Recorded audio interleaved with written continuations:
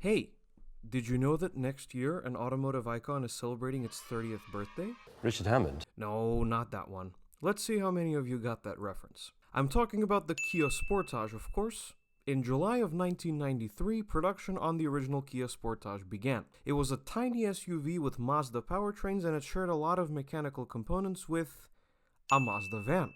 I'm not kidding, look it up. Of course, Kia in the 90s and Kia today are two vastly different entities. What was once the laughingstock of the automotive world is now one of the top players. How has this insane and very quick improvement had an effect on the birthday boy? This is the Kia Sportage Hybrid. Welcome to Korrmotive.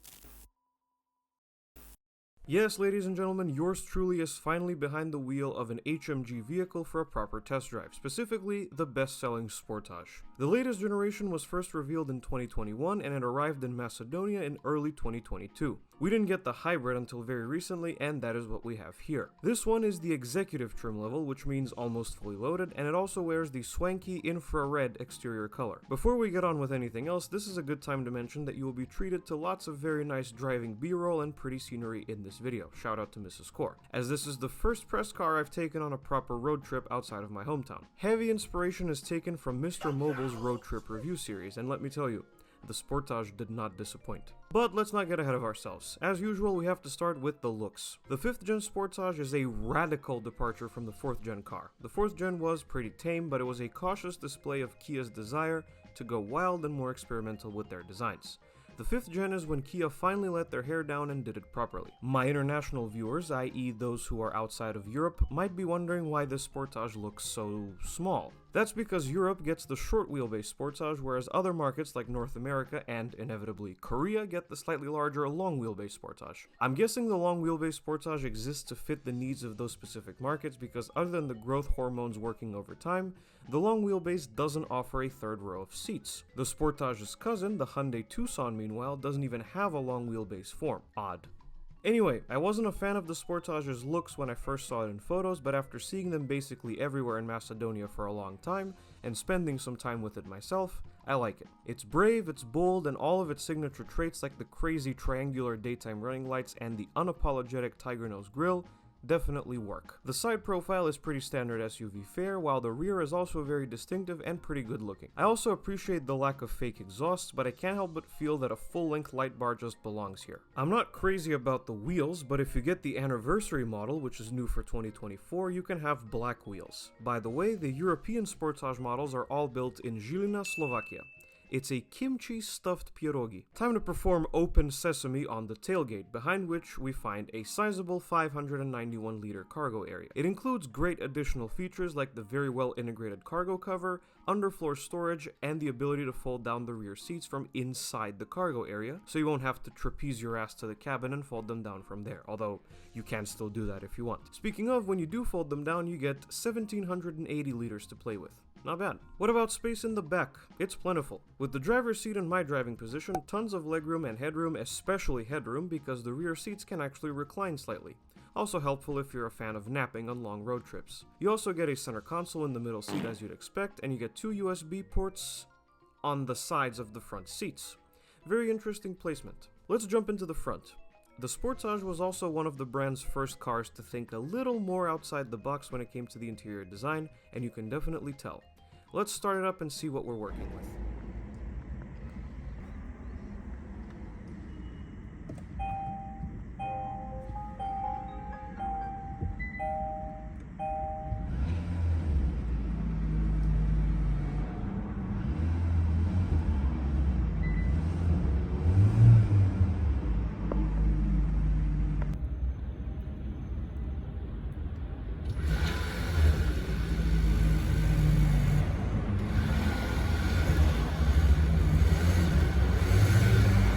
Starting the Sportage awakens the 2 screens, both of them 12.3 inches in diameter.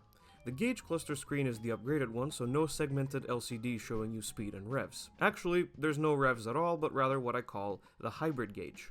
I'll explain that in a little. The steering wheel is very nice, well trimmed, ergonomically sorted, and it looks pretty good too. It's also well sized, heated, and it has all the controls you might expect. As this is the Sportage Hybrid, it should come as no surprise that it's automatic only.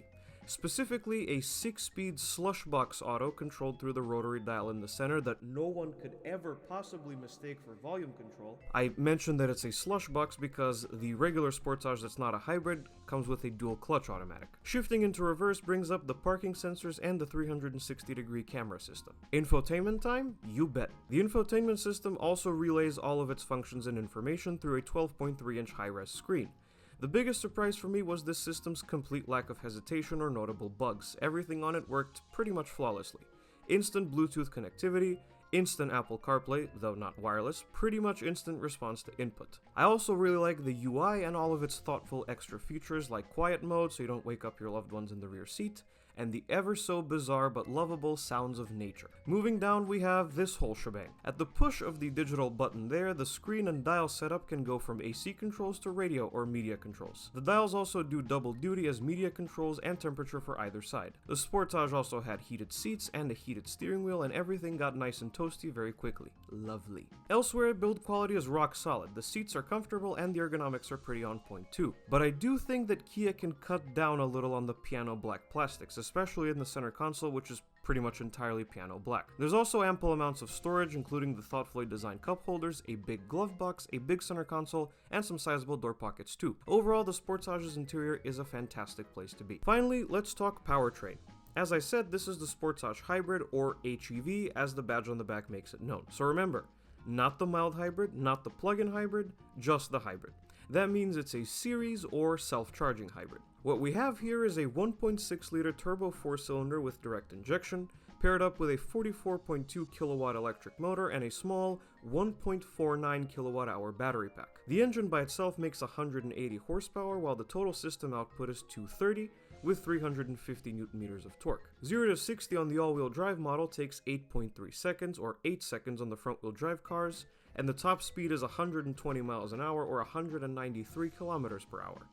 By the way, Kia, if you're gonna charge $50,000 for a car, hydraulic hood struts would be nice. What does it feel like in reality? Well, let's make like little Einsteins and go on a trip in our favorite Sportage ship.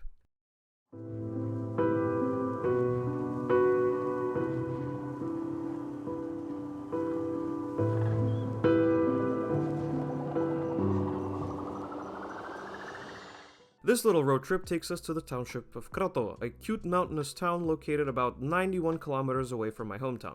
That means a 183 kilometer or 113 mile round trip. This was a perfect way to find out what the Sportage was like on the open road, and let me tell you, it was excellent. There's not really a whole lot I can say here. The seats and the suspension were both very comfortable and composed. The car was decently responsive when you needed it to be, but otherwise very calm and peaceful, not to mention quiet. Speaking of quiet, let's talk about that hybrid powertrain's behavior. Replacing the tachometer in the gauge cluster is the hybrid meter, as I call it. Under most driving circumstances, the needle floats around the eco part of the gauge.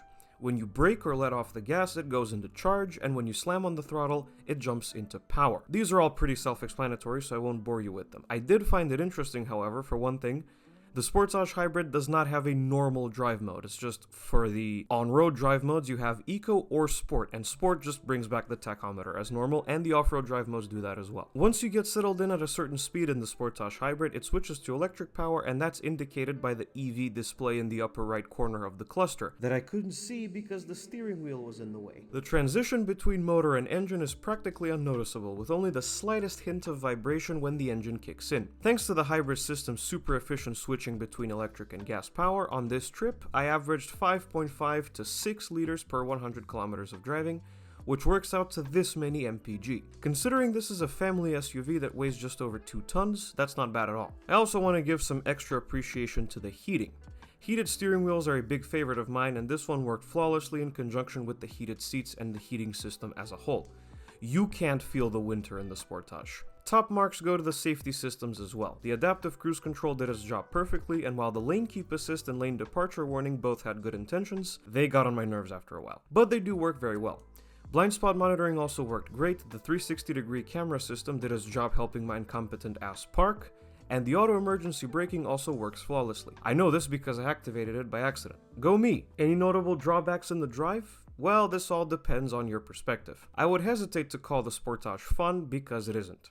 Then again, it doesn't need to be. It's a family-focused SUV prioritizing comfort and not waking up your sleeping children in the back seat to the best of its ability. If you are into waking up your children with your midlife crisis driving style, first of all, you're a horrible parent. But secondly, the Ford Kuga is more for you. I personally don't give a crap. Leave the sporty dynamics for other vehicles. By the way, this being the all-wheel drive Sportage, it has 3 different off-road drive modes for snow, mud, and sand. I didn't really test it out too much off-road, but for basic off-roading when it's strictly necessary, it should get the job done. Just don't go overlanding with it. Other than this debatable setback of the Sportage, it's very difficult to fault. It does everything you ask it to do reliably, predictably, safely, and very, very well.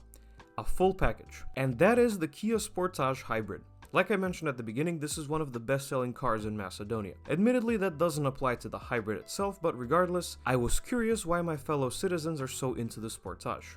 After spending the weekend with it, I get it. There's practically nothing that the Sportage can't do. One of the most complete SUV packages on the market right now. It's just a shame that the hybrid is so expensive. With that, the Sportage gets a score of 8.5 out of 10. Thank you everyone for watching this video. If you liked it, be sure to hit like and subscribe to the channel. Also follow me on Twitter. There will be a link in the description as always. And I will see you guys in the next video. Goodbye.